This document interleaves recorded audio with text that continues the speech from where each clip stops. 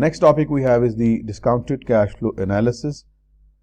The basic foundation of this model is that if you are given an opportunity to receive $1 now or $1 at the end of year 1, a rational decision maker would prefer $1 now.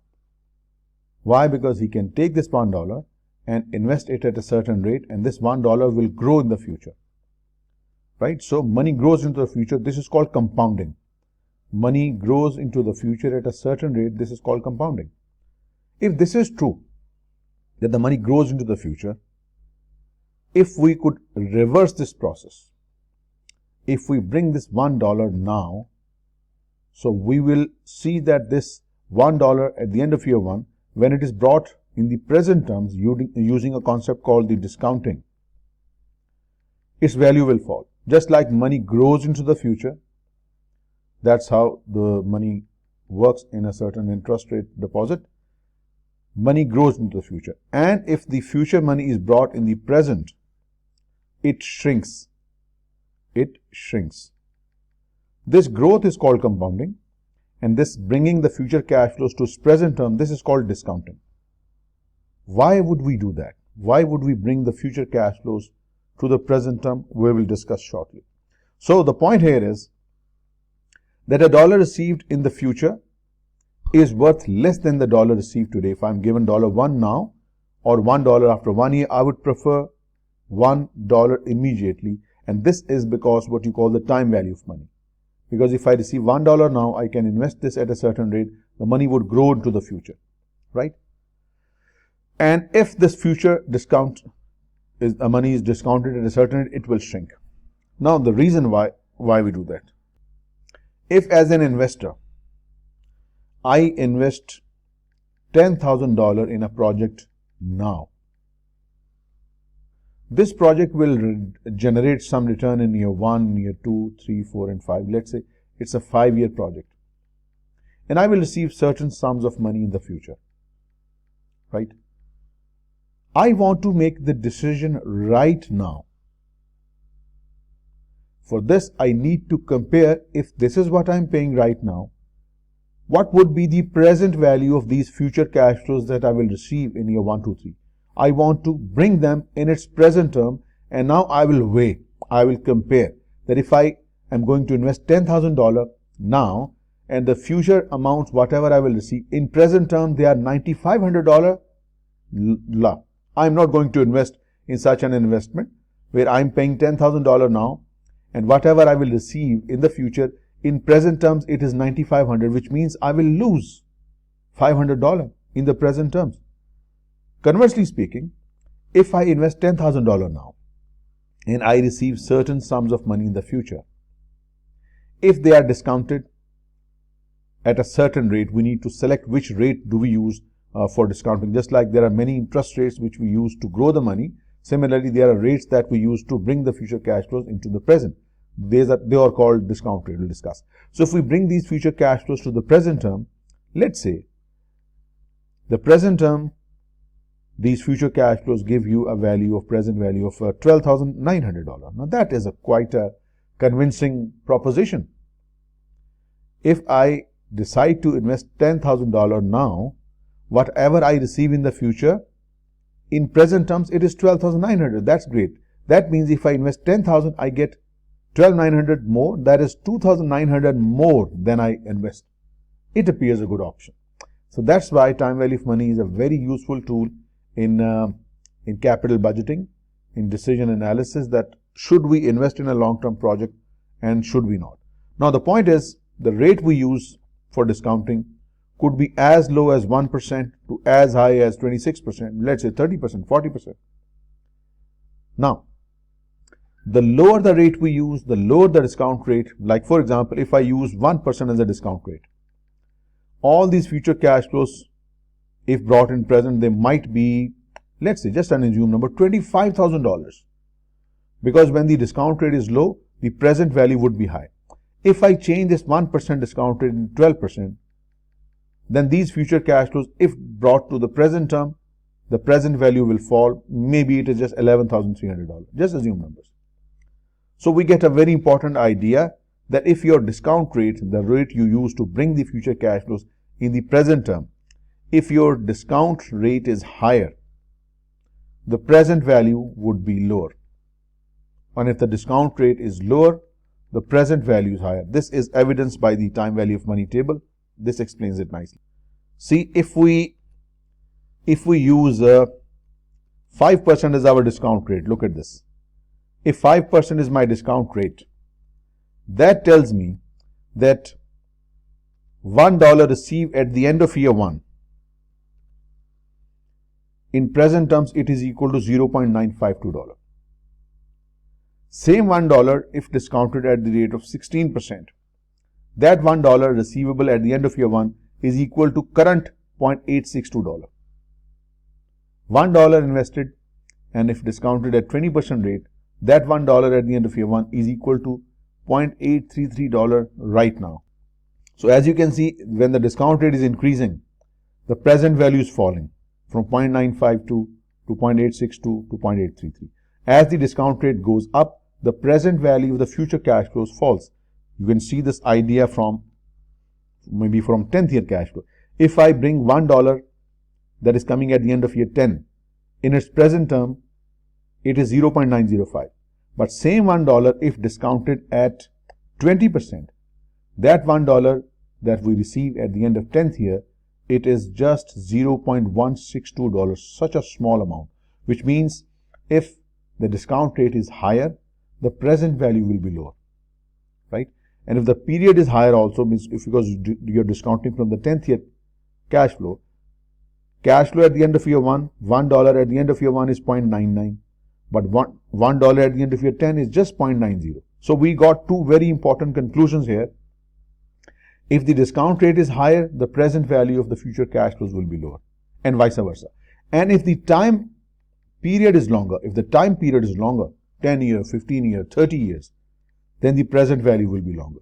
So you can say that time and discount rate, they are inversely related to the present value, right? So now we get is that for a firm's goal is to use the discount rate as low as possible, because if you use the lower discount rate, the present value of future cash flows will be higher, so our projects will become more attractive to us. Now, how do we decide which discount rate should we use? There are many options. Mostly we use two widely deployed discount rates. One is the weighted average cost of capital, which you would have studied in your section B, cost of capital, and shareholders' opportunity cost of capital, that if shareholders are given a decision where they would like to invest, the rate they are expecting, that is the discount rate. Or there are many other options. Maybe you can use the risk-adjusted rate of return. Maybe you could decide to 15%, 18%. So the return depends upon the management decision, what rate they would like to discount their future cash flows. The common mistake that management often makes is that they simply take the current rate of return as the benchmark. This is not right. This is a mistake. See the example here. It says that if your current project is generating 12%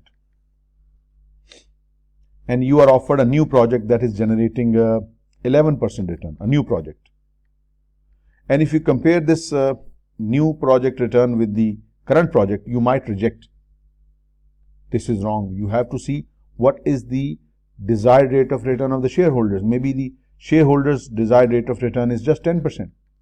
So if the shareholders are okay with 10%, you should take this project. You should not compare the return of the new project with the current project. You should compare the return of the project with the desired rate of return of the shareholder, and then you should decide, right? So you should not use the current rate of return as a benchmark. You should select the rate that is desired by the investors. So we will be discussing two principal methods to evaluate the profitability of investments. One is the net present value method, very popular and mostly tested on the exam. And second is the internal rate of return. So NPV and IRR will be discussed in detail, and we'll do plenty of questions to explain the idea. Now, let's say I have certain future cash flows and I want to bring them in their present forms. Let's say I have $10,000 coming at the end of year 1, $12,000 coming at the end of year 2, maybe at the end of year $15,000 or $15,500. I want to convert them into their present terms. The formula which we use is that present value of the cash flows is equal to the cash flow itself divided by 1 plus rate of discount times the period. Like let's say if my selected rate is 10%, I will use the 10% discount rate. This 10,000 can be converted into present terms by dividing it with 1 plus 10%. And this is the first year, so I'll put here 1. 12,000 to be discounted, so 1 plus 10% raised to the power 2 plus 15,500 upon 1 plus 10% raised to the power 3. So we will have to calculate each of these individually, which could be very time consuming. We are given the present value table, which will make things much more easier. Like if you solve this using your calculator, it's going to be 10,000 divided by 1.1 is going to be 9,090. If you solve it using calculator, it's going to be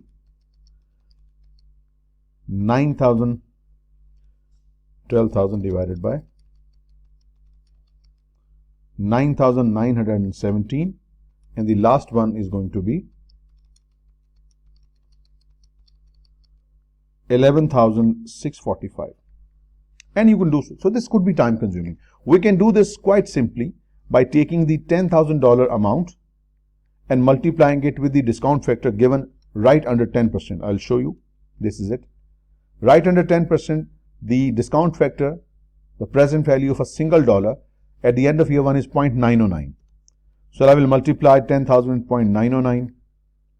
Then this next cash flow is $12,000 multiplied by the second year discount factor of 10%. 10% second year discount factor is 0.826.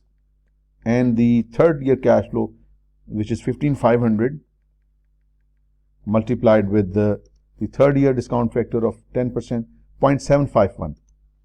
0.751. So if I do all the computation, you would see this is clearly 10,000 into 909 gives you 9090. Same goes here, 12,000 multiplied by 0.826 gives you exactly somewhat close 9912, and 15,500 multiplied by 0.6751 gives me 11,640.5. This is a more accurate number. So see, the numbers are close. So instead of using this formula, we won't apply this formula because it is time consuming. We will simply use the present value table, present value of a single dollar and present value of an annuity. I will explain the idea as we go along. So this is the method we can use to convert our future cash flows into present terms.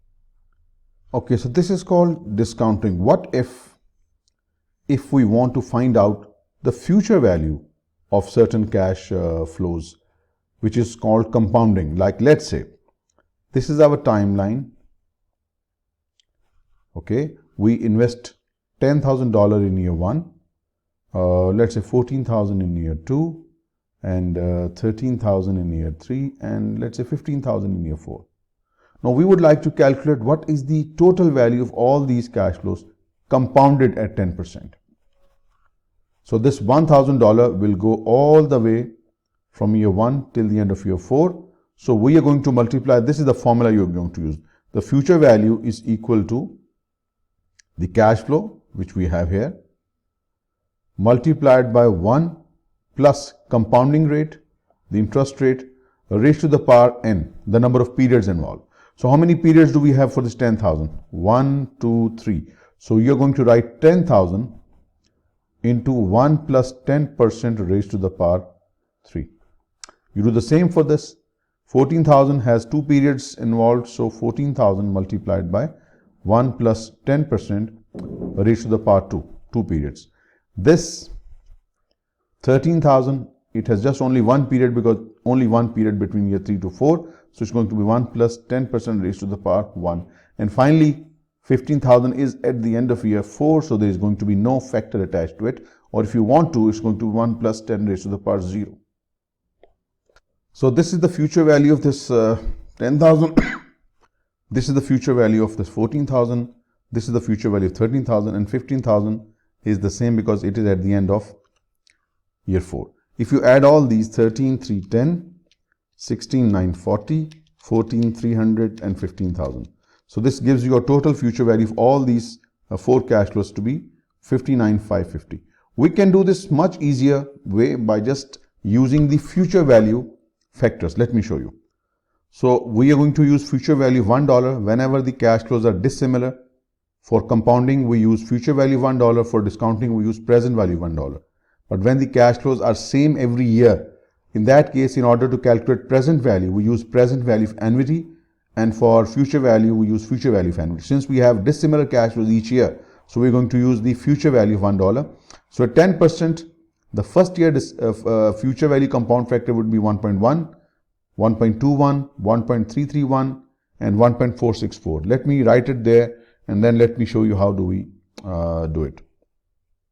So this is the future value factor for this year 1, because it involves 3 periods involved from 1 to 2, 2 to 3, 3 to 4. So this is the 3-year future value factor, 2-year, 1 year, and it has got just the last payment at the end of year 4. So it has no future value factor, just 1. You'll multiply it 1.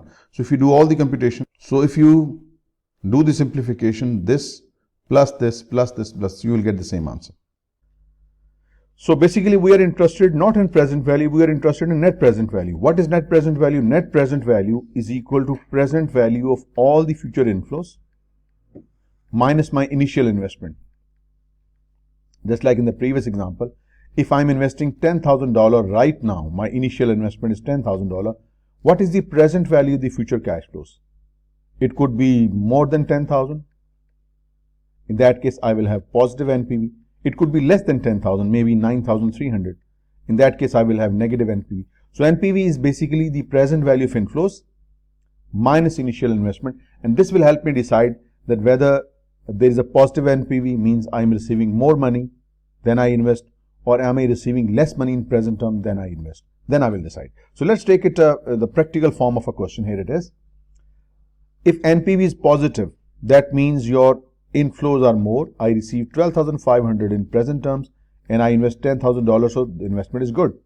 But if NPV is negative, that means if I invest $10,000, my return in present terms is less than 10,000, maybe 9,300. So I don't want that. So let's see how it's done. We have been given certain cash flows. In year 1, we have to spend 501. This is our initial investment. Then we will receive 77,000 in year 1, 2, 3, 4, and then 85,000 in year 6, 7, and finally in year 8 we receive 101,800. Now if you need to decide should we invest in this project or not, I need to compare two things. I need to calculate the present value of inflows, and I will compare it with the initial investment of 501,000, initial investment that I am making. And if the result is positive, then I should go ahead. Let's see. So I'm going to invest 501,000 right now. This amount which is being invested right now, in present terms, it is exactly 501, because 501 invested right now in present term is 501, right? The rate we are using for discounting is 6%. So the rate that you are seeing here, they are taken exactly from this column. Let me show you right here. 0.943, 0.890. See, 0.943, 0.890. These are given in a more accurate form up to 5 places after decimal. So what happens now? 501,000 invested right now, in its present term it is $501,000, because this is what I am investing now. If I receive 77,000 at the end of year 1, each dollar received at the end of year 1 is 0.9434, which means this 77,000 has a present value of this. 77,000 received at the end of year 2, when multiplied with the discount factor of 6% for year 2, it gives me 68. So which means all these future cash flows to receivable in year 1 through 8 will be multiplied with the relevant discount factors. All these which you see here are the present value of the future cash flows. So you can see this 101,000 that I will receive at the end of year 8. Right now the present value of this is just 63,870. So all these which I'm going to put in a rectangle, these are the present value of all future cash flows brought down to year 0. Now I can make decision much easier. My net present value is equal to present value of inflows. If I add, it will give me a total of my present value of inflows is 510,653. This is the present value of inflows, all these rectangular item total. So this is I will receive in present terms from this project, and this is what I am going to invest in this project. Now this is a very nice situation. If I invest 501 right now in this project, and if the future cash flows are discounted at 6%, which is the management selected rate, the present value of all the future inflows is 510, which means the present value of inflows are more and the current investment is less by an amount of 9,653, which means this project is desirable because this project is generating a return of more than 6%, or this project is the one that I should take on because it is generating a positive net present value. So remember an important point: whenever a project has a net present value greater than 0, positive, it is a profitable project because this project is generating a return higher than the hurdle rate. So this project is desirable because it is generating a high rate of return for me. So what about the IRR? If this is how we calculate NPV, how do we calculate IRR? IRR is the, let's say now this project is generating a return higher than 6%, right? Then what that rate is? If this project is generating a positive NPV, which means its return is greater than 6%, okay, what that rate is?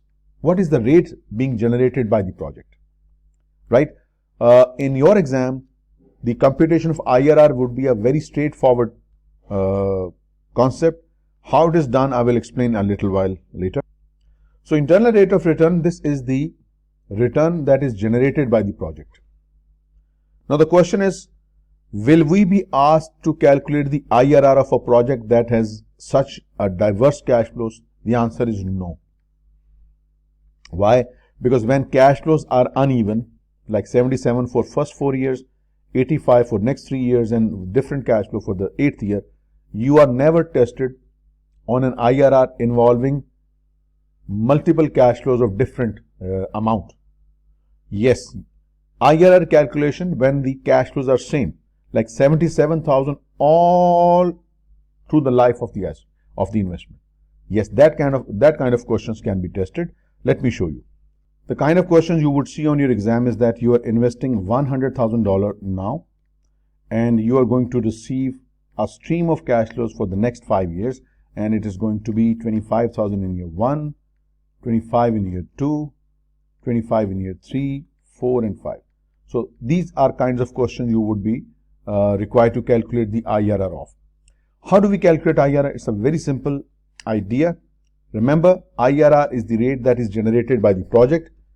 We have calculated NPV using this formula. NPV is equal to present value of inflows minus initial investment.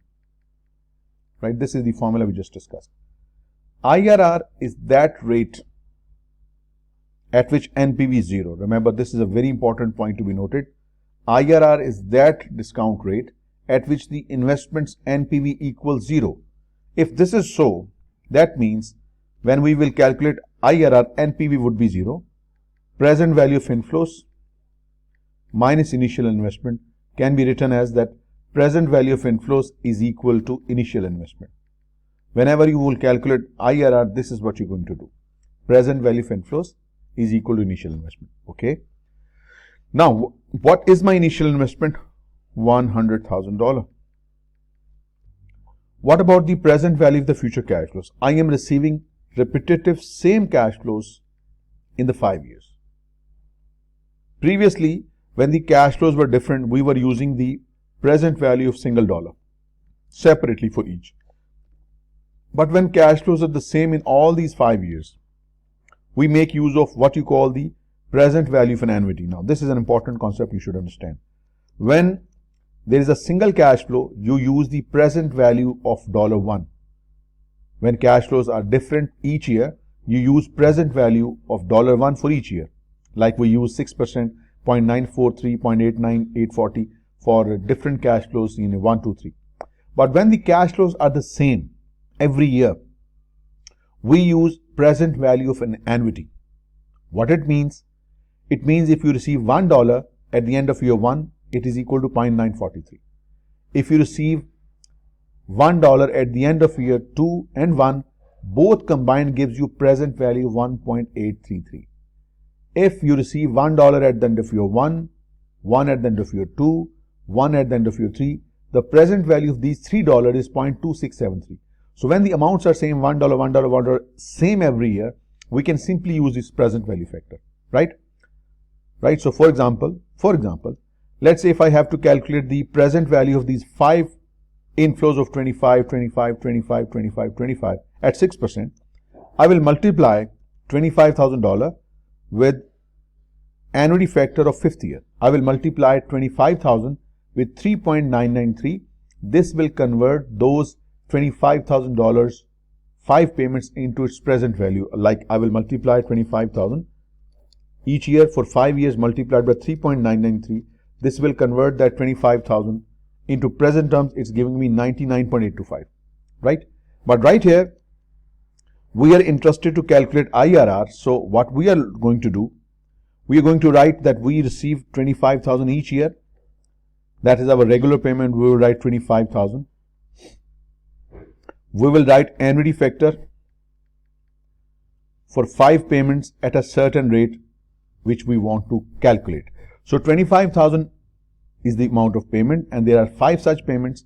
If this 25,000 is multiplied by annuity factor of 5 periods at a certain rate, both of these amounts should be the same. This is the typical calculation you will make in your IRR calculations questions on your exam.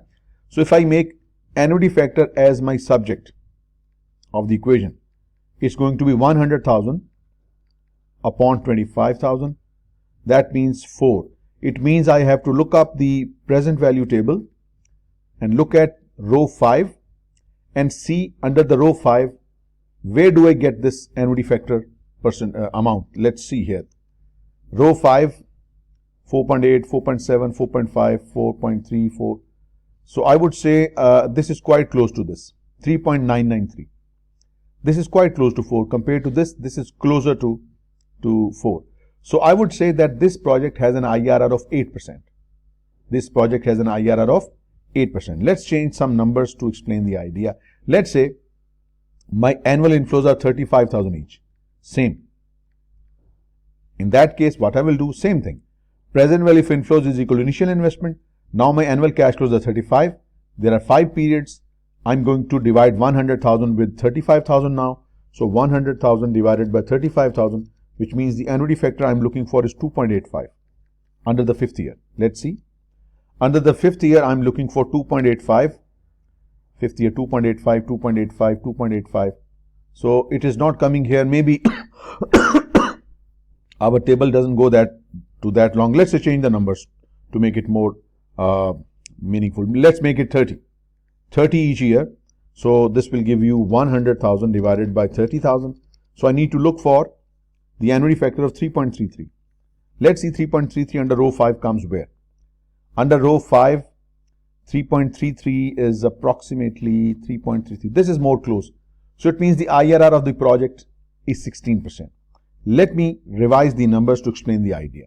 Now I have an investment of $250,000 and the cash flows in year 1, 2, 3, 4 and 5 are again same. This is the kind of question you would see on the exam. Let's say it's 60,000 every year. And let's say this is 6 years project, 60,000. Right? So how do I find IRR? It is simple. Annuity factor for 6 periods at a certain rate is equal to initial investment 250 divided by annual cash flow of 60,000. When you divide 250 with 60, what you get is the annuity factor, that is 4.16. 4.166. I need to look up for this annuity factor in the 6th row. 6th row, 4.166, 4.166, 4.166, 4.166, perfect. This is very close to it, 12%. So it means the IRR of this project is 12%, right? So what you need to do in calculating IRR on your exam, simply take the initial investment and divide it with the annual cash flows for 6 years or 8 years. Let's say this is for 8 years. Let's say if this is for 8 years, 60, 60, 60 is coming for 8 years. So you will divide 250,000 with 60,000. The result is the same, but this time you are going to look under the eighth row. Eighth row is this. I need to find 4.133. 4.133 is quite close to this. So under the eighth row, this is going to be the IRR 18%. So you will simply write 18% and move on. So it's a very simple idea. IRR calculation on exam. Take your initial investment, divide it with the annual cash flow.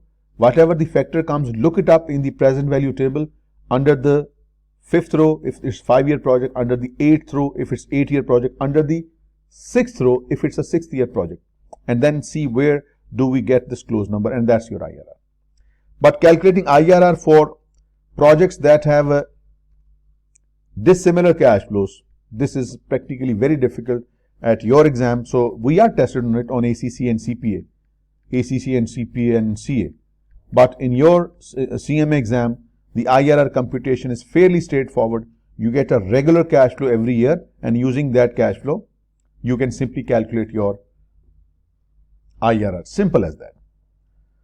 So the point is, we learned that if NPV is positive, that means you should select the project. If NPV is negative, you should reject the project. If NPV is 0, that means your discount rate, which you are using to calculate the NPV, is equal to your internal rate of return. We can also make certain generalizations like these. Please note, if NPV is greater than 0, which means if it is positive, that means your internal rate of return is more than the discount rate. Just like in our example. Here, you can see your discount rate is 6%, but NPV is positive. That means your IRR is greater than 6%. He has calculated IRR there, I will show you. He has calculated using a complex method. This is not in your course. See, IRR of this project is somewhere around 6.5%. So the conclusion we have drawn, and I'm writing here, is that if your NPV is positive, that means take the project, and also this project has a return higher than the discount rate. If NPV is negative, that means the project's IRR, the project return, it is less than the discount rate. And if NPV is equal to 0, that means your IRR is equal to discount rate. This is a very important conclusion you should fix up in your mind. Will help you solve many questions like these. Now we are yet undecided that now we have learned two tools. One is the NPV, we will do many questions for this, and other is the IRR. Which of these is better? So we will discuss as we go along. So I told you the IRR questions on your exam will be very straightforward, a single cash flow in all the years, and you can use the present value table to calculate IRR. But how did he calculate this 6.5% for a project that has dissimilar cash flows in all the life up to 8 years?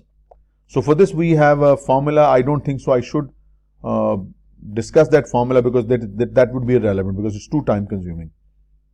If you would like to see, that is available in my Section E videos on my website, both in the comprehensive version as well as the focus version, that how this 6.5 has been calculated, just for the sake of knowledge. Otherwise, calculating IRR for such projects is beyond the scope of our CMA syllabus, so we should not waste time.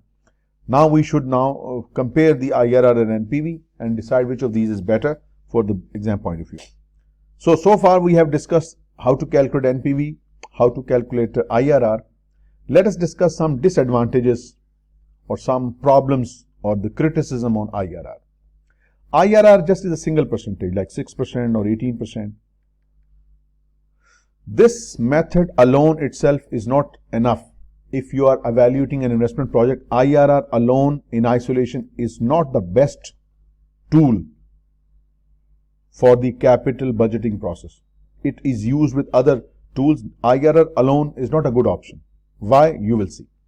Now look at this. We have a project that generates 240,000 at the end of year 1, but for this we need to invest 222 now. This is the project X.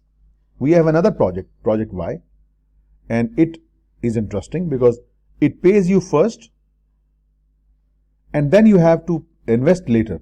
Very unconventional. It will pay you off in year 1. I mean at the start, and you make the investment at the end of year 1. Very, very unusual. So if you go for IRR for both of these projects is 8%. We don't need to calculate. The both of these is 8%. So if this is so, you will most likely be tempted to select Y, because if IRR is the same and we just take a decision based upon the IRR alone, we would say Y is the good project because it is giving us cash inflow first, outflow later. If you make this decision, you are making a big mistake. Even though both projects have same IRR, but both projects have different NPV. If you calculate NPV for project X and project Y using a 6% discount rate, I'm sure you know how to calculate now. This is your initial investment, and this 240 coming at the end of year 1 at this discount rate. Where did it come from? 0.943. I will show you. This is 6% first year discount factor, 0.943. So 0.943, it will convert this 240 into present terms. So what we have is the net present value of project X, which is positive 4193. If you take project Y, 222, it received right now is positive 222. This 240 to be invested at the end of year 1, it is negative 226, which means this project has a negative NPV.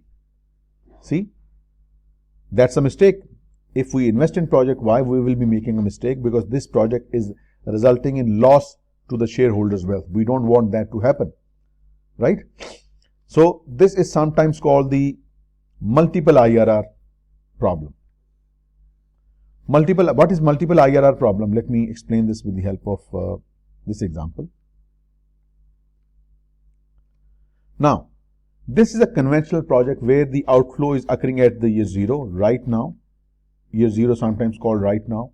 And there are all inflows in year 1 through 8. This is the regular conventional project. In such a project, IRR will be a single percentage, maybe in this example 6.5%. But if the project has unconventional cash flows like outflow in year 1, inflow year 1 and 2, then again outflow, then again inflow, then again inflow, again outflow, and then again inflow. So when there are multiple changes in direction of the IRR, they will be how many IRRs? Let me explain the idea here in different color pen. The cash flow is changing direction here, it is changing direction here, it is changing direction here, and again it is changing direction here. There are 4 times the cash flow is changing its direction. So there will be 4 IRRs for this project. That is the problem.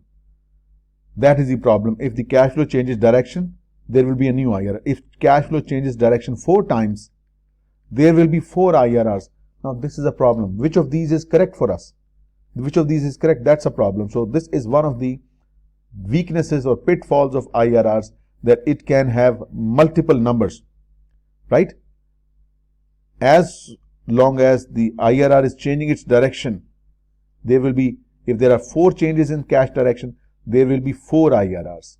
If there are 5 changes in the direction of cash flows, there will be 5 IRRs. So that's the pitfall of IRR. That's why IRR is not a good tool for investment decision. Let us take another example and see why IRR will fail us. Now, you can have 2 types of projects.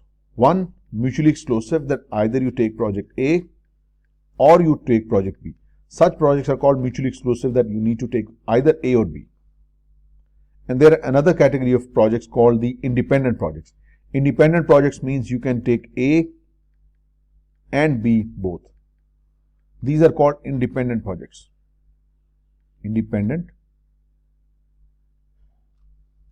So you can take on both of these. These are called independent projects. And mutually exclusive project means you can just take one of these. Now, let's see what IRR does. We have 2 mutually exclusive projects, which either we can take S or T. If you decide on the basis of IRR for project S is 12%, for project T it is 10%. So you are most likely going to decide the project that generates a higher return. You go for project S. So far so good. But if you calculate their NPV, and how do we calculate NPV? NPV of project S is equal to present value of this $200,000 by multiplying it with the 6% discount rate. This is it. present value of the project S is 10,108. How did we calculate initial investment? Negative. And this $200,000 coming at the end of year 1 multiplied by the discount factor gives us 188,679. This is outflow. This is the present value of inflow. This is the NPV. For the second project, $300,000 is invested right now. This 330 receivable at the end of year 1 will be discounted at this discount rate.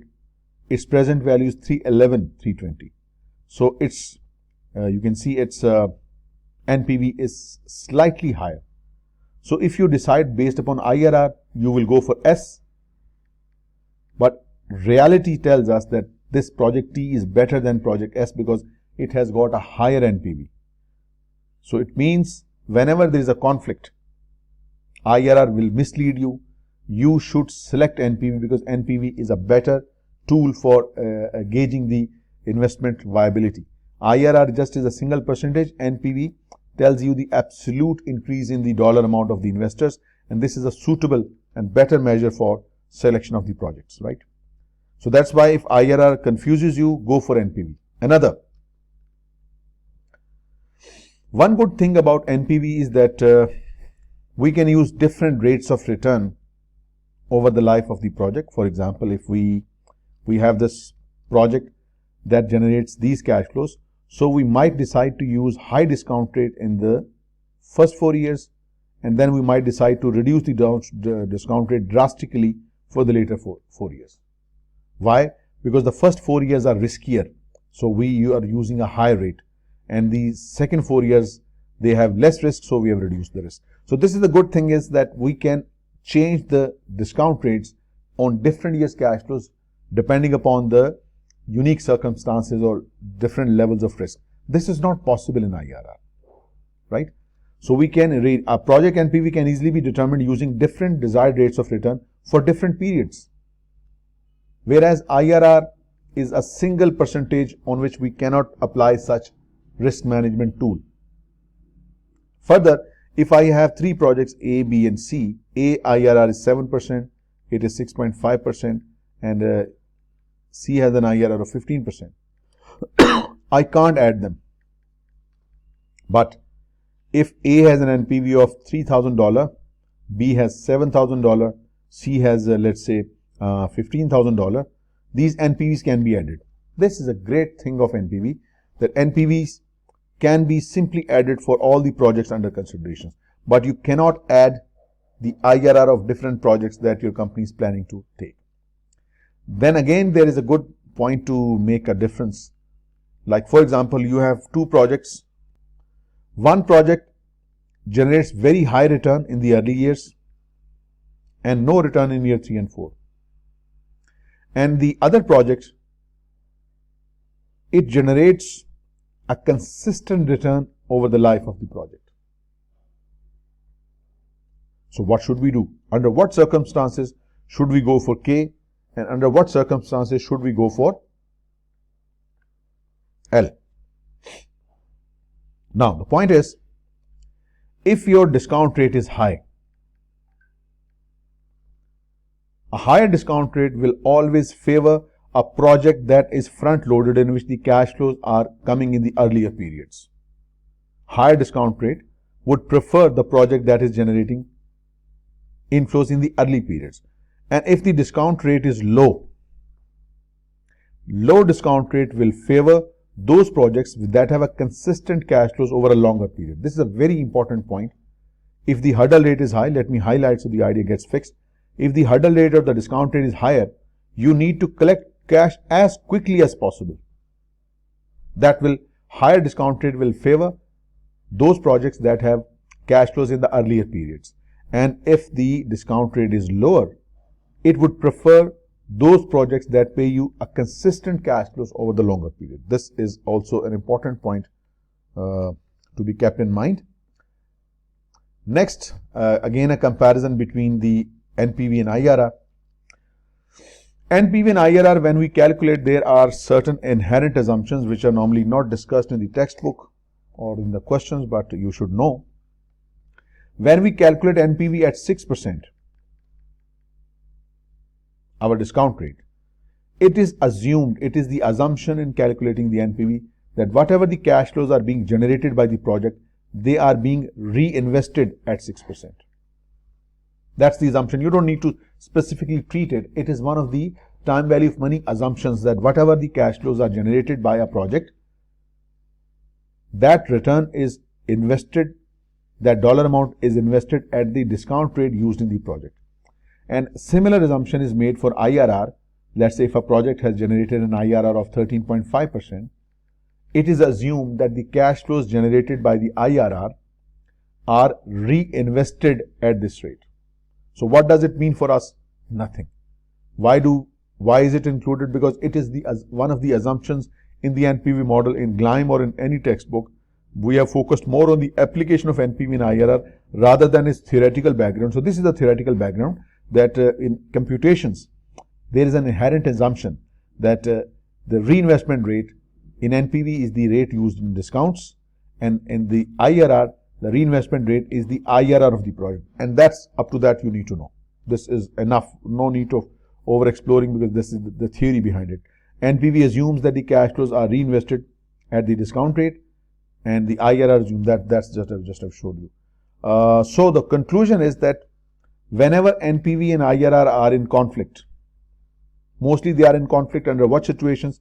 They will be in conflict with each other when, number one, projects are of dissimilar life. One is shorter, other is longer. Second, projects are mutually exclusive. They will conflict. Both of these will conflict. We will always favor NPV. NPV is a preferred method. So life might be different, mutually exclusive, or maybe the amounts involved are different.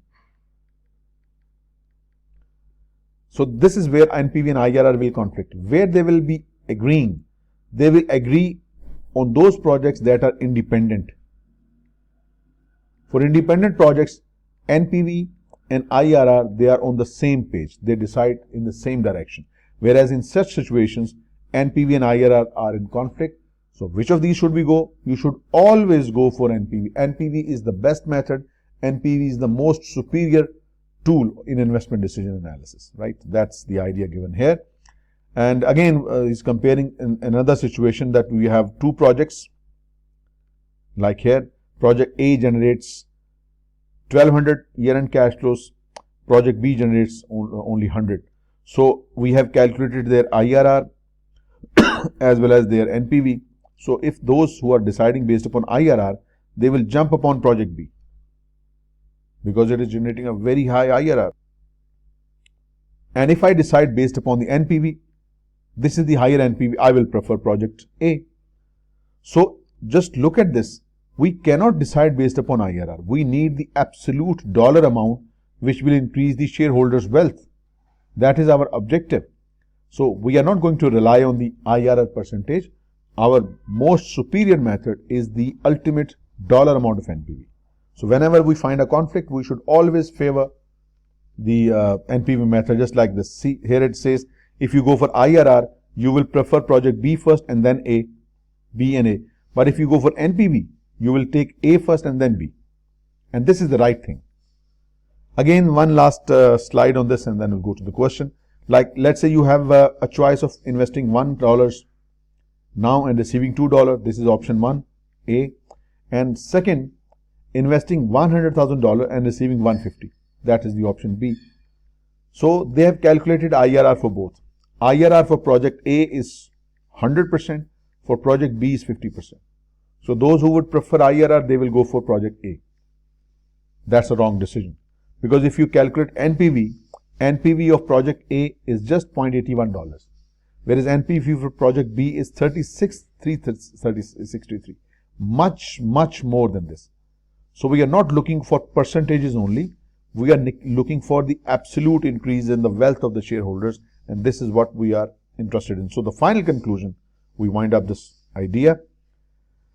The final conclusion is that whenever a project has a higher NPV in mutually exclusive, NPV analysis is a better criterion. Whenever NPV and IRR conflict, we should always side with NPV. In order to increase production capacity, gunning industry is considering replacing an existing production machine with a new technologically improved machine effective January 1st. This is a good question. It has multiple parts to it. So more or less it's like an essay type question. Same question 10, same question 11, 12. So multiple parts to it. So it's to give you an essay type feel. The following information is being considered by gunning industries. Let us read the whole question and then we go for the individual requirements one by one. It says that the new machine would be purchased for $160,000 in cash. Shipping, installation and testing would cost an additional $30,000. The new machine is expected to increase annual sales by 20,000 units at a selling price of 40 per unit. Incremental operating cost include 30 per unit in variable cost and total fixed cost of 40,000 per year. Okay. The investment in the new machine will require an immediate increase in working capital of $35,000. This is basically the working capital requirement. The cash outflow will be recovered after 5 years. Whatever you invest in working capital now, the full amount will be recovered at the end of year 5. Okay. Gunning Industries uses straight line depreciation for financial reporting and tax reporting purposes. The new machine has an estimated useful life of 5 years and a zero salvage value. Okay. Gunning industry is subject to 40% corporation tax rate. Fine. Gunning uses the net present value method to analyze investments and will employ the following factors and rates.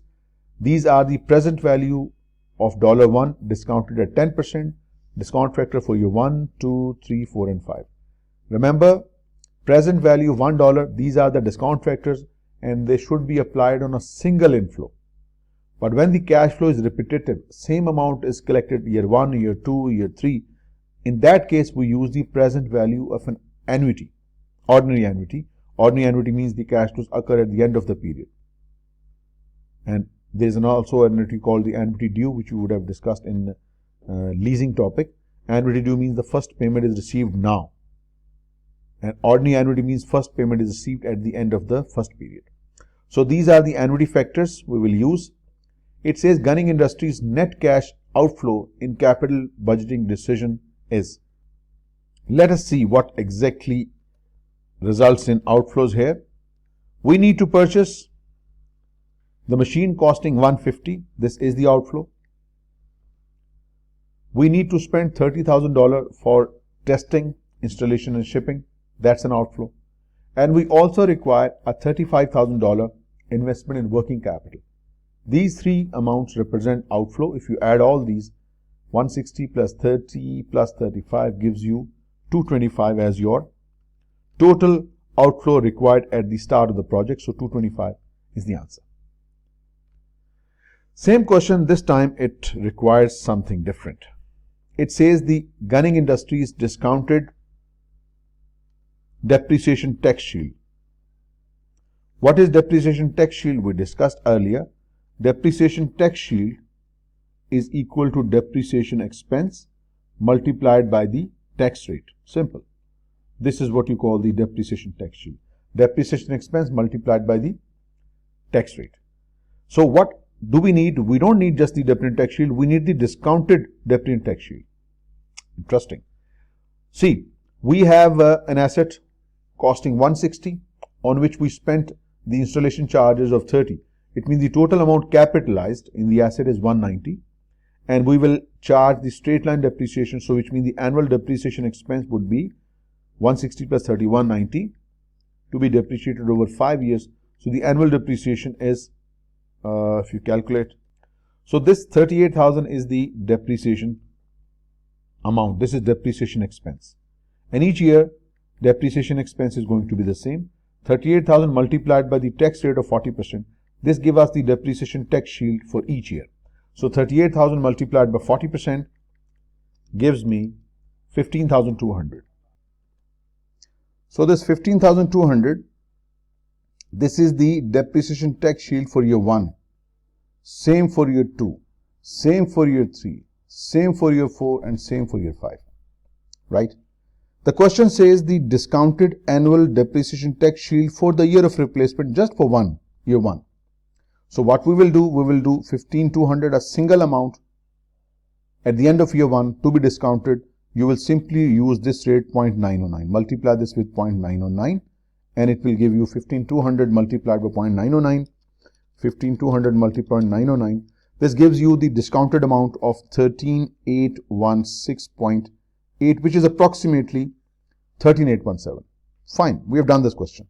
But let's say if the question says you need to find out the total depreciation tax shield discounted amount.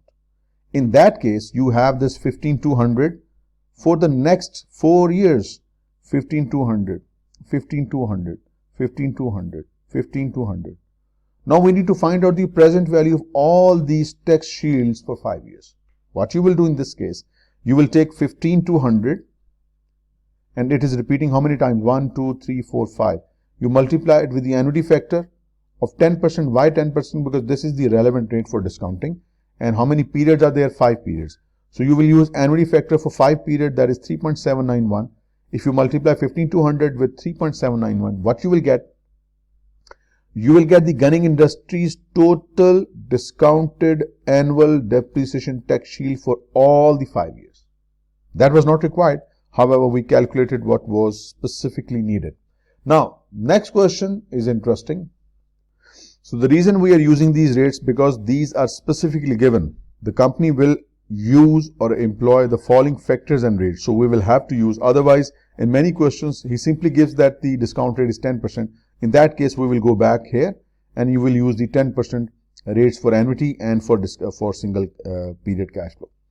So now the question says the overall discounted cash flow impact of Gunning Industries working capital investment for the new production machine would be. Okay, it says that what about the working capital discounted? The overall discounted cash flow impact of the working capital investment. We know this project is an 5-year long project, year 0, 1, 2, 3, 4 and 5. And we also know that we need $35,000 as our initial investment in working capital. This goes at the year 0 start. And the whole of it, it says the cash will be recovered after 5 years. The full amount would be recovered at the end of year 5, 35,000. But there is a problem. The problem is this 35,000 is being paid right now, and this 35,000 will be recovered at the end of year 5, which means it has to be brought to its present terms. How do we do that? We will use the discount factor of 10% for single cash flow, this one. Since it is a single cash flow, present value of a single dollar, 0.621. So 0.621 will be the relevant discount factor. Multiply 35,000 with it gives us 21735, which means 35,000 received at the end of year 5 in fact is equal to 21,735 right now. So if you net off the effect that if you spend 35,000 right now, the future inflow at the end of year 5 is worth 21,735 right now, the net impact would be a net of negative 13,265.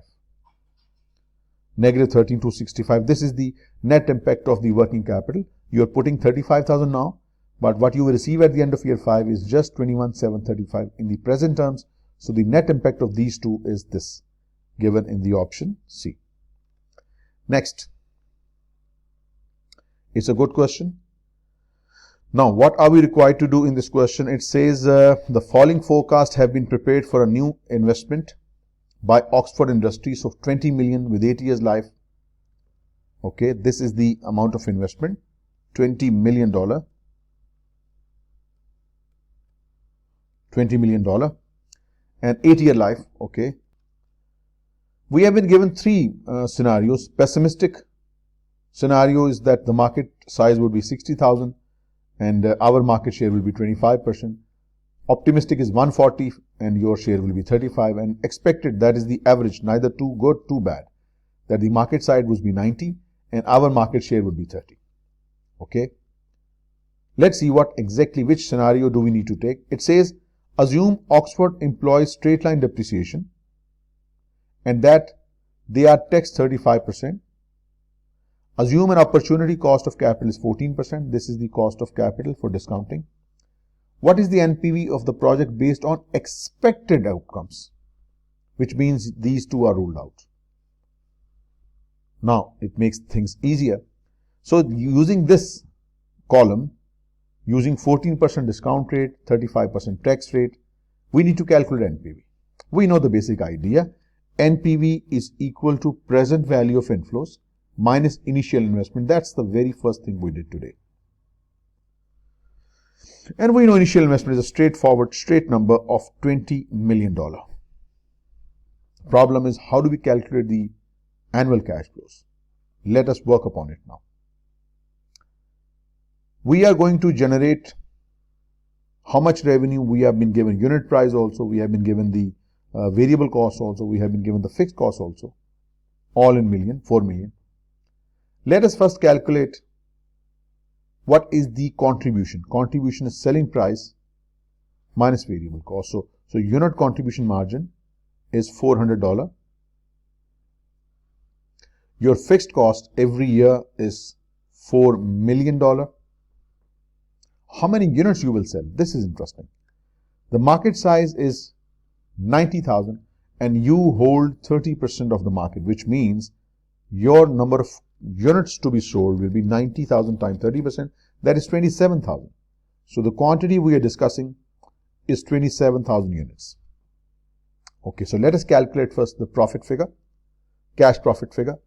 We sell 400 units at 27,000 each. That means 27,000 multiplied by 400. It's going to be 1.8 or 10.8 million in fact. And from this you need to deduct your 4 million fixed cost. When you deduct 4 million fixed cost, what you get is your cash profit of 6.8 million. What does it mean by cash profit? Because I did not consider depreciation. I simply took the cash revenue less cash cost. 6.8 is the cash profit. I must pay tax on this profit at the rate of 35%. 6.8 million multiplied by 35%. That is going to be 2.38 million. After paying cash profit on cash tax on cash profit, I am left with the 4.42 million. So this is the after tax profit, cash profit. I must add the depreciation tax shield. And how do I do that? Depreciation tax shield, DTS, it is equal to depreciation every year upon 8 multiplied by tax rate. This is the depreciation every year. 20 million upon 8, depreciation expense per year multiplied by the tax rate. It will give me the depreciation tax shield. 20 divided by 8, that's 2.5 million depreciation every year multiplied by 35%. Tax shield is $875,000. Adding this depreciation tax shield into this figure give me the cash flow every year. 4.42 million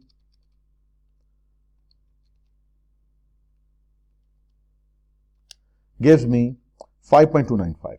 This is my annual cash flow, 5.295. How did I calculate? I took my cash profit, contribution minus fixed cost. From this cash profit, I must pay tax at the rate of 35%. I get this after tax cash profit. To this, I add depreciation tax shield. I get this number. You defy. You say, no, I am not going to use this cash flow method. I am going to use the accounting approach. Under the accounting approach, what you will do, you will calculate your operating profit and you pay tax on it. Let us do it. And let us try to recalculate this amount using the accounting approach. Under the accounting approach, what we do, we calculate the contribution, which is the same as this, 10.8 million. From this contribution, you deduct the fixed cost, which is 4 million. We get 6.8 million, right? This is your operating profit, but you need to deduct depreciation. What is depreciation? 20 by 8. This question is something you need to see a couple of times to grip this. So 20 million by 8 is 2.5 million. This is depreciation. You get the operating profit after depreciation, 6.8 million less depreciation. What you get is 4.3 million. Now this is your operating profit after depreciation. You pay tax on this amount at the rate of 35%. The tax comes out to be 1.505. After paying tax, you get the net profit. 4.3 million less 1.505 million, you get 2.795. 2.795. This is your 795. This is your net profit, net income. We know the cash flow can be calculated by adding net income and the depreciation expense. Our net income is 2.75 million, 2.795 million, and our depreciation expense is 2.5 million. So do we get the same cash flow? At 2.795 plus 2.5 million gives you the exact same number, 5295. So under both approaches, your cash flow would be the same. What did I do in the first part? I took the contribution, deducted fixed cost. This is my cash profit, no depreciation expense. And to this cash profit, I added the depreciation tax shield to arrive 5295. After paying tax, of course. After paying tax, I add the depreciation tax shield, I get 5295. That's the cash flow approach. Using the income statement approach, we calculate contribution minus fixed cost, minus depreciation, minus tax. This is the net income. And to this net income, I add back the full depreciation expense and I get exactly the same amount as calculated using this approach. So these two approaches must be studied simultaneously, but I would suggest this is the better approach, cash flow approach. You can calculate directly your NPV this way. So we were required to calculate the NPV. We have everything we need. We know NPV is equal to present value of inflows minus initial investment. Our initial investment is $2 million. And every year we receive 5.295. Every year. That's the complete cash flow, including depreciation tax shield. We just calculated in two ways. We will receive this amount from year 1 through year 8. We need to discount them. Since the amount is the same repetitively every year, what we will do, we will take this amount, 5.295 million, multiply it with the annuity factor of how many years? 8 years. At what percentage? Given 14%.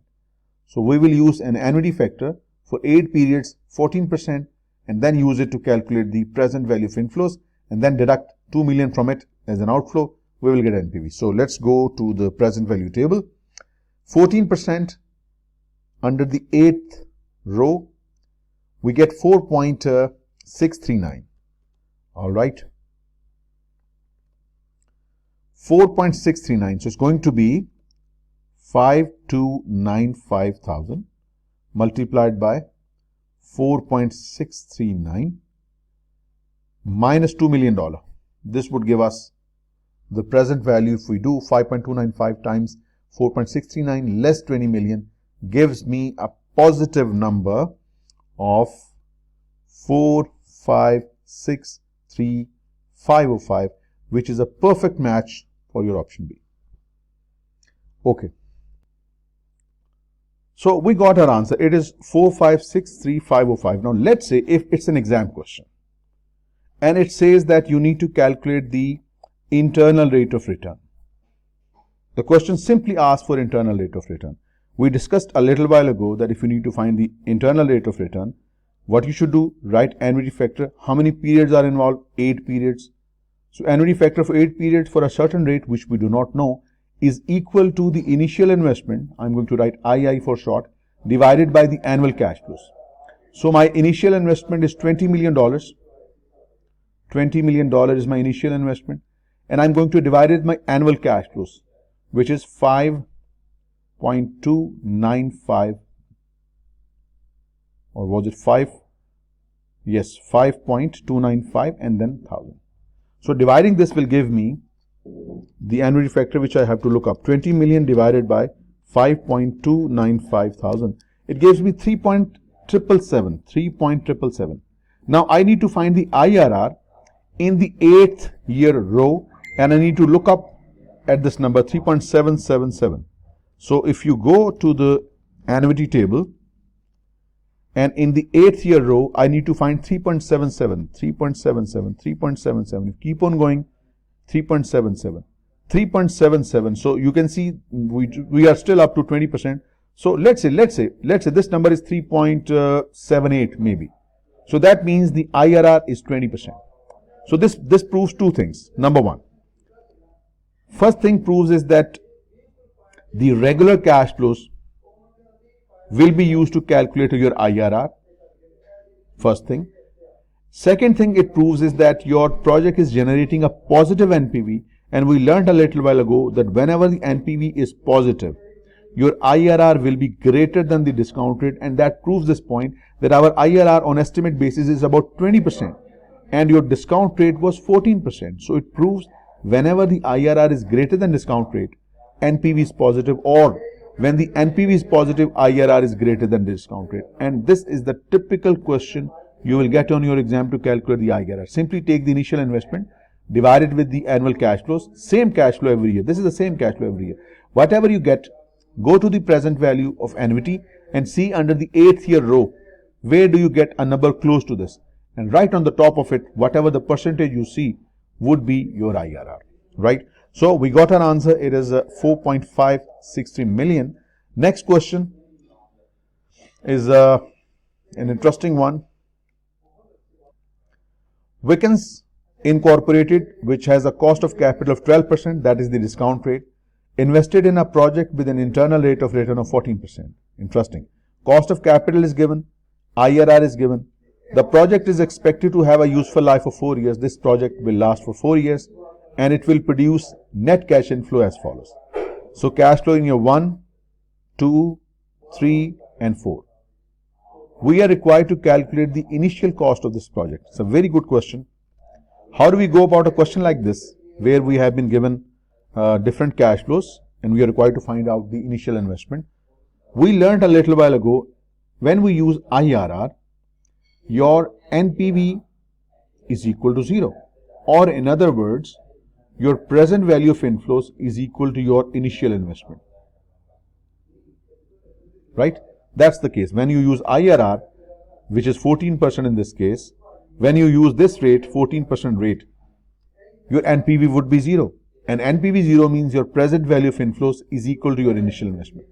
Here we cannot apply annuity factor for 4 periods at rate because we have different amounts every year. So what you should do, you should take these cash flows one by one. You have 4 cash flows, $1,000, $2,000, $4,000 and $4,000 coming at the end of year 1, 2, 3, 4 respectively. So you need to find the discount factor for each of these years. For each of these years, year 1, 2, 3 and 4. So remember, when there are different cash flows, you use discount factor. When there is a single cash flow, you use annuity factor. Since there are multiple different cash flows, you will use discount factors, and all of these must be equal to your initial investment. This is what we want to find.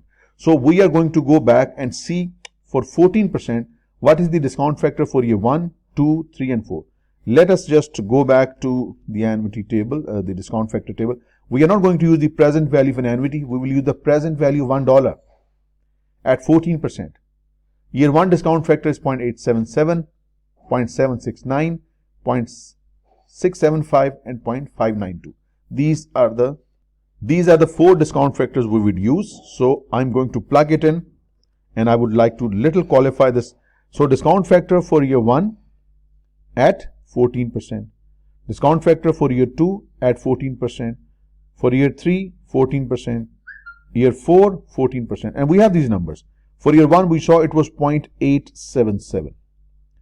For year 2, we saw it was 0.769, 0.675, and last for year 4 was 0.592. Let me show you to confirm. For 14.592, 0.675, 679 and 877. So we have these discount factors. What you have to do, simply multiply each of these cash flows with these discount factors. It will convert them into their present values and we will add them up all. So multiplying each cash flow with its relevant discount factors gives you a total of 7,483. What is it? It is the present value of all these 4 cash flows discounted at 14%. Individually, separately, because the amounts are different every year. And we know at IRR, present value of inflows, which is this, is equal to your initial investment, which we want to find out. So which means your initial investment is 7483. That makes A to be the correct option. We simply discounted all the cash flows using the present value factors, and this is the present value of all the inflows. And under IRR, we know that the present value of all the inflows is equal to your initial investment. So simply adding these all cash flows will give you your initial investment, which is 7483. Next, this is a bigger and longer question explaining some very fine points here.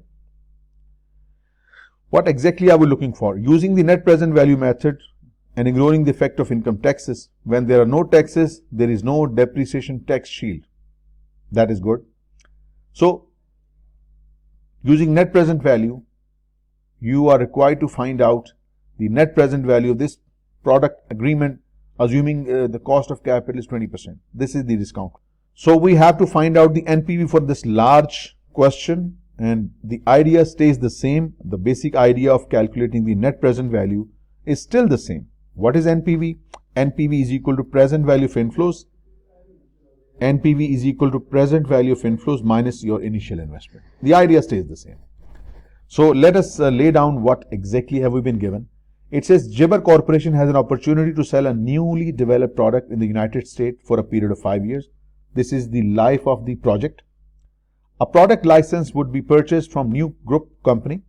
Gibber would be responsible for all distribution and product promotion costs. New group has the option to renew the agreement with modifications at the end of 5 years term. Okay. Gibber has developed the following estimated revenue and costs that would be associated with the new product. This is the cost of equipment required right now. This is the working capital requirement right now. And this is the salvage value of this asset at the end of 5 years. Your sales revenue will be $400,000 every year. Your cost of goods sold will be $250,000, and your out-of-pocket cost will be $70,000. Fine. The working capital required to support the new product would be released for investment elsewhere if the product licensing agreement is not renewed. Means this working capital could be put to some alternative use if we did not use it in this current project. So it's a 5-year project. 0, 1 timeline is always helpful to solve questions like these. Right now we need 2 outflows. Number 1, we need the equipment 120. We need the additional working capital. So basically we need $320,000 right now. So this will go from our pocket if we decide to invest, and then there will be inflows in the future. How many? Let's see. We will receive $400,000 revenue every year. Of this, $250,000 represents cost of goods sold and $70,000 out-of-pocket expenses, which means if you net off all these 3, it gives me 400 less 250 less 70. It's a very tiny amount. Every year, $80,000. I receive $80,000 at the end of every year. That is year 1, year 2, it's all in 8,000, 80 year 3, year 4 in year 5. Fine. What about some other items? We do have some other inflows as well. Look at this. This machine which we are buying now, we will get $20,000 for this machine at the end of year 5. Fine. This is for the disposal. Let me mark it up. And it further says that the $200,000 working capital which you are investing right now, let's take a different color pen, it will be recovered at the end of year 5. So you have an additional $200,000, which I'm going to write as 200, will be recovered at the end of year 5. Now we have an interesting situation. This is the initial outflow. Then we will have 5 equal amounts inflow, 80, 80, 80, 80, 80 for 5 years. And then we have a single inflow of salvage value at the end of 5th year, and we have $200,000 for the working capital recovery. We have to find the net present value. The idea stays the same. NPV is equal to present value of inflows. We have 3 types of inflows. Please pay special attention to it. We have this bunch of inflows, 80,000 every year. We are going to write $80,000, and since there are 5 repetitive amounts, whenever there is a repetition of the same amount, you use annuity factor. How many payments? 5 payments. What is the discount rate? 20%. Done. Then there is another inflow involving this $20,000 of salvage value coming at the end of the 5th year, plus this 20,000 multiplied by not annuity factor, it's going to be a discount factor. Why discount factor? Because a single amount coming at the end of 5th year at 20%. And then there is one more inflow of this working capital recovery at the end of the 5th year. It is $200,000 coming at the end of the 5th year. That is discount factor for the 5th year at 20%. So these three different types of inflows: one regular cash inflow of 80,000 each, 20,000 a single inflow at the end of year 5, and 200 at the. You can also combine these two. 20 plus 200 is 220. You can combine, of course. This is an important point to be made. If you wish, you can combine these two in a single cash flow by taking 20 plus 200, $220,000 multiplied by the discount factor for 5th year at 20%. Nonetheless, I put it this way. So, and now you are going to deduct your initial investment, which happens to be 120 and 200, 320,000. This is your initial investment. So, all these here in the top line are inflows, present value, and this is the initial investment to be deducted.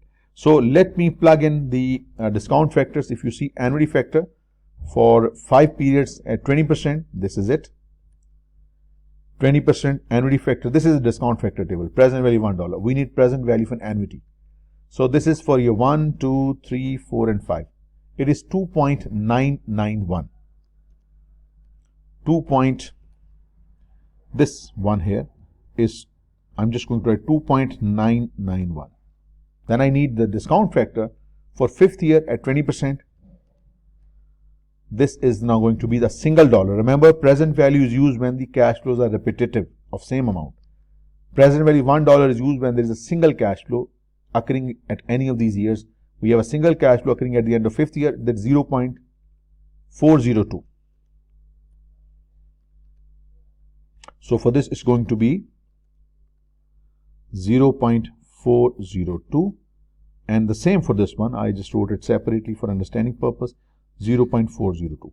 So I'm going to first calculate this green colored combination of numbers, 80,000 into 0.29 and 1. If I, it's going to be 80,000 multiplied by 2.991. It gives me 239. It's going to be 239,280. Then we have another inflow at the end of year 5, that is 20,000 multiplied by 0.402, it gives me 8040. 8040. And then we have another inflow that is for the working capital recovery at the end of year 5. That is $200,000 multiplied by 0.402. It gives me 80,400. And adding all these and then deducting your initial investment of $320,000. If you net all this up, you will still get a positive number, and that positive number comes out to be 7720, and this is the net present value of this project. 7720. Next question involves multiple questions from this information. There are multiple parts to it. 1, 2, 3, 4 questions related to it. So let's read this information and try to solve this extended NPV related question. Okay, it says that the following data pertains to a 4-year project being considered by Metro Industries.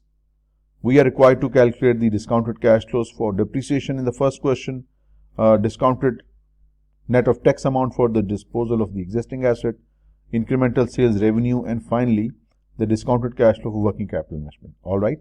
So again, in this question, the good thing is that we have already been given the related discount factors for present values and the present value of an annuity. So that would save, we don't have to look up the PV table here. Numbers are already there. The following data pertains to a 4-year project being considered by Metro Industries. A depreciable asset that cost 1.2 million will be acquired on January 1st. This is the acquisition cost. The asset, which is expected to have 200,000 salvage value at the end of 4 years. This is the salvage value, disposal value at the end of 4 years, and this asset qualifies as a 3 years property under the modified accelerated cost recovery system, which means this asset will be depreciated not on straight line basis, rather it will be depreciated based upon these percentages. So one important point to note here is that if you find an asset that qualifies for 3 years property under modified accelerated cost recovery system, you will find 4 rates. What I mean to tell is that if the asset qualifies for 3 years property under MACRS, you will find 4 rates here. If it qualifies for, let's say, 8 years property under MACRS, you will find 9 rates here. Now, why is it so? Why do we have 3 here and 4 rates here? This 4th year rate in fact represents the book value of the asset at the start of the 4th year. So these are the depreciation rates for the first 3 years, and the 7% is in fact the book value. So this is nothing to be worried about. It won't affect our calculations. It's just that you should keep in mind, if it's 3 years, you will have 4 rates here. If it is 5 years MACRS, you will have 6 rates here. The last year rate represents the book value of the asset. Fine. So these are the depreciation rates we will use in the question here. The new asset will replace an existing asset that has a tax basis of $150,000 and can be sold on the same January 1st, 180. We already have an asset with a book value of 150 as per tax. It can be sold for 180 clearly at a gain of $30,000, which clearly will be taxable. Fine. It further says the project is expected to provide added annual sales of 30,000 units at 20 each. Additional cash operating costs are variable cost 12 and fixed cost 90,000. So we will sell 30,000 units every year. Selling price is 20, variable cost is 12. That means contribution is $8 and fixed cost is 90. Fine. It further says a 50,000 working capital investment that is fully recoverable at the end of 4th year. This is what we need to invest as working capital, and it will be recovered when the project ends. It says Metro is subject to 40% income tax rate and rounds all computations to the nearest dollar. Tax rate is 40% and all computations are rounded to the dollar. Fine. And the important information is that assume that any gain or loss affects the taxes paid at the end of the year in which it occurred. If there is any gain or any loss, the tax effect will take place at the end of the year, not when the gain or loss occurs. So this is important information. We will take care of it. The company uses the net present value method to analyze investments and employ the following factors and rates, which means you don't have to look at the present value table. These are the relevant rates to be used in this question. It says what is the discounted cash flow for the 4-year MACRS depreciation on the new asset. Okay, now since these are the rates of depreciation, the question says what is the discounted cash flow for the 4-year MACRS depreciation. In other words, he asks for the depreciation tax shield for year 4. For this, we need to have first the depreciation expense for year 4, and with that we'll multiply it with the tax rate, which happens to be 40%. And once it is done, we need to discount it. But first you need to find the depreciation tax shield for year 4. For this, what is depreciation expense? Take the cost of the asset, 1.2 million, multiply it with 7%. This would give you the depreciation expense. 1.2 million is the cost times 7%. That is the depreciation expense of $84,000. When multiplied with 40%, this will give you the depreciation tax shield for the 4th year. Still, this is not the answer. This depreciation tax shield will come at the end of the 4 year, yani 0, 1, 2, 3, 4. This tax benefit will come at the end of the 4th year. We need to find it the discounted cash flow factor of this right now. We will discount this cash flow which is occurring at the end of year 4. We won't use the present value of an annuity because it's a single cash inflow or single cash impact. We will take the present value $1. Remember, this is important. 0.64 multiplied by single cash inflow.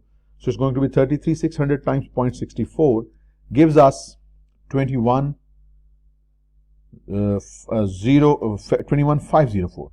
This is the present value of the depreciation tax shield discounted at this rate, and that perfectly matches with your option C. Let's click the option and move on to the next part. Next says the discounted net of tax amount that relates to the disposal of the existing asset. This is a very good question. You need to give the discounted net of tax amount that relates to the disposal of the existing asset. Look at this. This is the tax basis of the existing asset, which you call the book value. Book value is $150,000. Okay. And it says it is being sold at 180. Okay, fine. Which means we will receive 180,000 immediately as a cash inflow on the disposal of this asset. Done. But we must also remember that there is a gain of $30,000 on this transaction, which is taxable. Yes, it is taxable. At what rate? At 40%. So gain on disposal is 30,000 and it is taxable. We have to pay how much tax? 30,000 is 40%. That is $12,000. Yes, this tax is payable. When?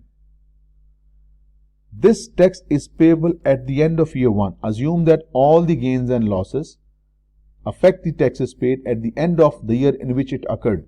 Since we sold the machine right now by receiving $180,000 and there is a gain of $30,000 which is taxable at the rate of 40, we must pay this 12,000 tax. When? We must pay this tax at the end of year 1. But since we are talking about the discounted amount, this 12,000 to be paid at the end of year 1 must be discounted to its present terms by multiplying it with the discount factor for the first year, that is 0.89. So when you multiply this $12,000 with the 0.89, it gives you 10680. This is negative. So combining this 180 less the tax impact of this gain, we will have a net amount of 169,320. A positive 169,320 on discounted basis, and this is the answer B. In the same question, it says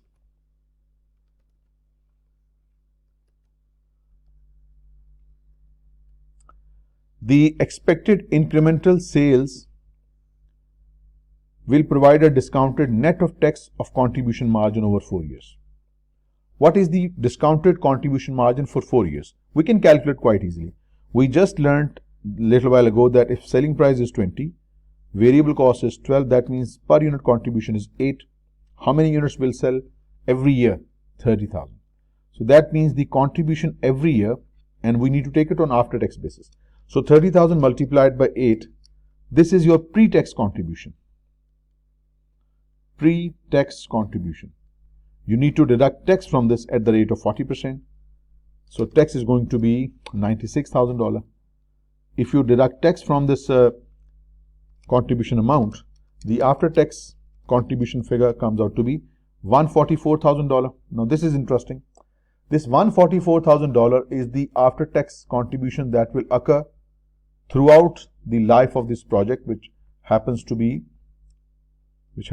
4 years. So what you're going to do, you are going to, just for the sake of understanding, we are going to draw a timeline explaining the idea. You will receive 144 in the year 1, after tax contribution year 2, year 3 and year 4. We need to find out the present value of these after tax contribution margins for 4 years. Since it's a repetitive amount, we will take $144,000, same amount 4 years, multiply it with not discount factor, rather annuity factor, because it's a repetitive amount. For 4 periods, the annuity factor at 12% is 3.04.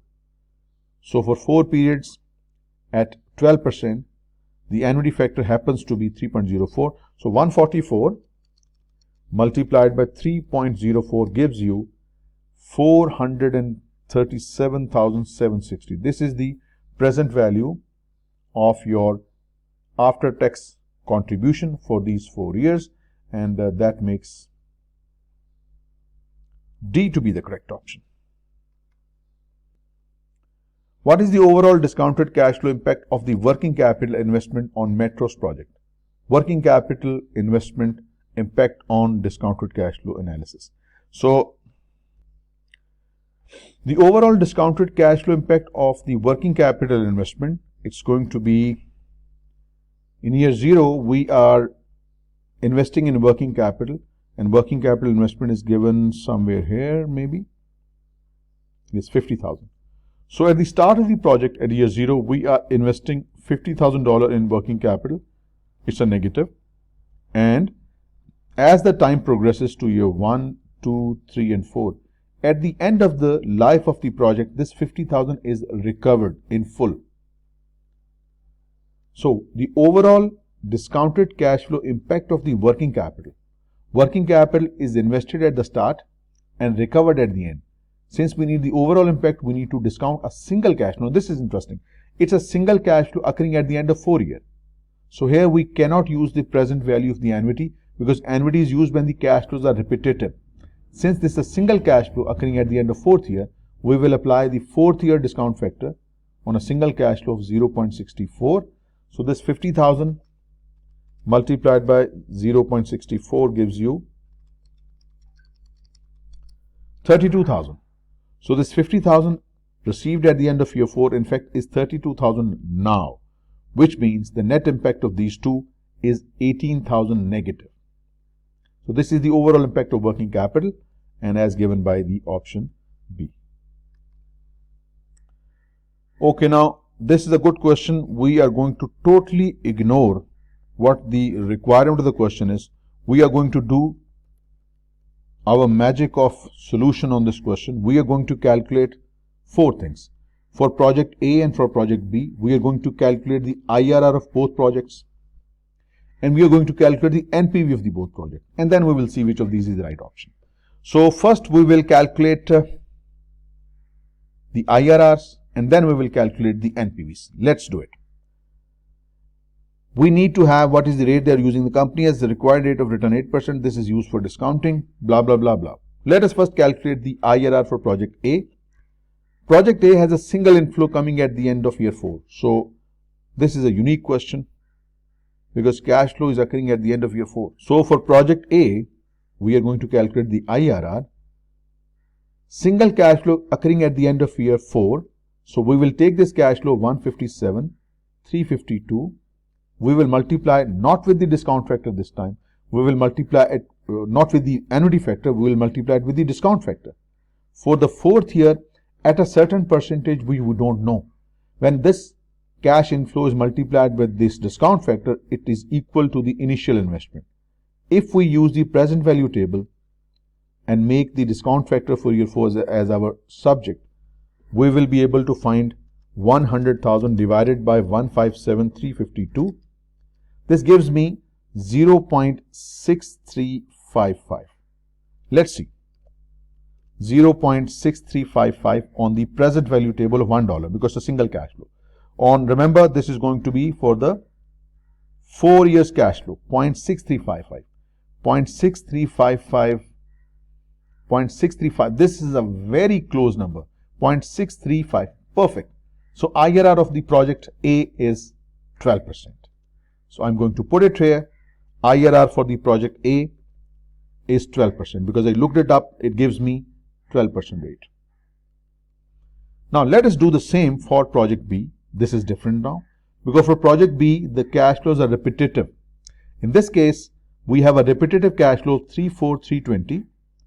Repetitive for 4 years, so it's going to be an annuity factor for 4 periods at a certain rate we don't know, and it is equal to initial investment of $100,000. So you're going to make annuity factor as the subject of this equation. So 100,000 upon 34,320, it gives me 2.913. 2.913. This is the factor I need to look at, the annuity factor. Now, why annuity factor here, discount factor here? Annuity factor because it's a repetitive cash flow, typical exam type question. And here discount factor because it's a single cash flow. So 2.913 needs to be looked up in the 4th year annuity this time. 2.913, 2.913, 2.913, voila heads, perfect match, excellent. 2.9134. This is a perfect match. 14%. IRR is 14% for this project. So IRR for project B is 14%. This is how you calculate IRR for a single cash or a multiple similar cash for the 4 or 5 years period. Done. Now let us calculate the NPV for these projects. And we have been given the 8% rate. Let us calculate NPV for the project A. NPV for the project A is that it receives a single cash inflow or 157,352. We will multiply it with the discount factor of 8% for 4 years. And from this we will deduct the initial investment. This will give us the NPV of project A. Let us do it. 8% 4 years. 8% 4 years, $1. 8% 4 years give us 0.735. Okay, 0.735. So I'm just going to put 0.735 and I'm going to solve it. 157,352 times 0.735 minus $100,000 gives me an NPV of 15,653. 15,653. So far we have added the NPV of A, IRR of both. Now we have to calculate the NPV of the project B.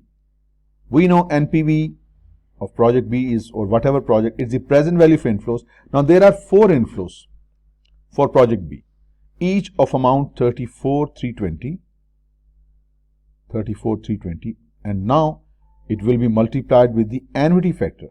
Since we want to find the present value of 8% for 4 periods, this will calculate the present value of these 4 equal amounts, and from this we will deduct the initial investment. So if you look up the annuity factor in the present value of an annuity, look at right here. Present value of an annuity at 8% for 4 periods, it is 3.312. 3.312. So now if you multiply 34,320 with this number and deduct 100,000 from it, what you get? You get 13,667. This is the NPV of project B. Now we can see which of these options is correct. We have extensively done multiple calculations in this question. It says which of the following statement is true, is valid. The NPV of project A is greater than the NPV of project B. True. NPV of project A is greater than the NPV of project B. This is a true statement. Let us see other also. The net present value of project A is less than the net present value of project B. This is incorrect. The internal rate of project A is greater than the internal rate of project B. Wrong. IRR of project B is greater than project A. This statement is incorrect. The internal rate of project A is less than the internal rate of project B. Hence, select B. This statement is true. Internal rate of project A is less than B. Whenever there is a conflict between NPV and IRR, we always favor NPV. So for this very reason, we get our right answer. This is option A. A power plant estimates that the cost of decommissioning its nuclear power plant in today's dollar is 500 million. Means we are installing a nuclear power plant and we will have to decommission it, means remove it from the ground and just pack it up. It will cost 500 million now. So the cost in present terms as of today, at that would be year 0, is $500 million. The cost is expected to escalate at 5% per year over the life of the plant. It will increase by 5% every year. Up to how many years we will see. The power plant must collect a constant amount each year from the customers over the remaining 20-year life of the plant. That's it, plant has a life of 20 years. We will collect a certain amount of money from customers and place the amounts in a fund that is expected to earn 7% per year. The fund currently has a balance of 100 million. How much must the power plant collect from the customers each of the next 20 years to cover the decommissioning cost? Ignore income tax effects. Now, this 500 million in present terms, it's going to escalate at 5% per year And what will it be at the end of 20 years? For this, we are going to use the compounding. We are going to multiply it with 1 plus the compounding rate raised to the power 20. This is one way of doing it, or alternatively, you can use the future value table, multiply 500 million with the future value factor for 20 years for 5%. Now, since it's a single cash flow, one single sum, so this is going to be the future value factor 2.653. So it's 2.653. So whether you do this 1 plus 5% raised to the power 20 into this or this, you are going to get 1.326645 or 1.326 billion. This is what you need at the end of 20 years, which in present term is 500 million, but as it escalates at 5%, the value at the end of year 20 will be this much. So this is the first part now. So this is what we need at the end of 20th year. How much do we have? We have $100 million, and if we invest this $100 million now, for the 20 years, it will grow at 7%. So we could do the same thing. 100 million multiplied by 1 plus 7% raised to the power 20, or 100 million multiplied by the future value factor 7% for 20 periods. Let's see. For 7%, 20 periods, it's 3.87. 3.87. So whether you do the first alternative or this one, this amount will accumulate to a more accurate number. I'm using the first part. I use the first part here as well. 386, 968, 446. So I would need $1.326 billion, but I would have only 386, 968, 496. The difference that I need to somehow manage is this 939, 676, 554. This is the shortfall. This is the shortfall that I have to arrange for. I need to generate this much fund at the end of 20-year periods. For this, I need to start collecting a certain amount of money R every year. R. And it goes on, it must accumulate to a total of 939, 676, 554. So I need to collect a certain amount every year. If accumulated at this 7% rate, it should give me a total of this much amount. So basically, this is the future amount I need from a regular payment R. Remember, when there is a single sum compounding, you use the future value factor, right? A single factor I just showed you for $1. But when you need a regular amount, so this regular amount repetitively must be multiplied not with the single sum future value. It's going to be future value of an annuity for 20 period at 7%. So this regular amount must be multiplied with future value of annuity, annual amount, and this should accumulate to 939, 676, 554. So let us see what do we have the future value of a regular sum of money invested for 20 years at 7%. This is future value of an annuity. Remember, when there is a single cash flow, for future value we use this table, for present value we use this. When there are repetitive cash flows, we use the present value of an annuity for present value calculation, and for compounding future value calculation we use future value of an annuity. So 7% for 20 years, it is 40.995. 40.995. So future value of the annuity is 40.995 is equal to what we need, 939, 676, 554. If you make the R the subject, it would be approximately $22, 921, 736. This is what you need. So in other words, you need roughly 23 million every year as a collection from our customers. This was the exact requirement of the question. How much must the power plant collect from its customer each year, each of the next 20 years, to cover the decommissioning cost? This is it. That's the answer. It's a very good question that explains the future value of an annuity and future value of a single sum. And there are very few questions like these in different softwares, and very unlikely would be tested on an exam question like these, but the idea is simple. It works in the opposite direction to the present value calculations.